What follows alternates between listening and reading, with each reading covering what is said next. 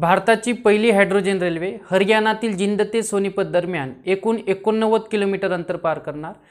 पर्यावरणपूरक रेल्वे चालवणारा जगातील 5वा देश। जगातील सर्वात शक्तिशाली आणि सर्वात लांब hydrogen railway.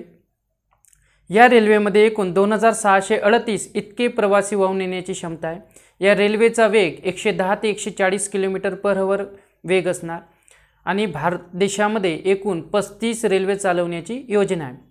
Germany, Sweden, France आणि चीन या 4 देशांनंतर हायड्रोजन तंत्रज्ञानावर रेल्वे चालवणारा जगातील 5वा देश, म्हणजेच पर्यावरणपूरक वाहतुकीच्या दिशेने हे आपलं पहिलं पाऊल।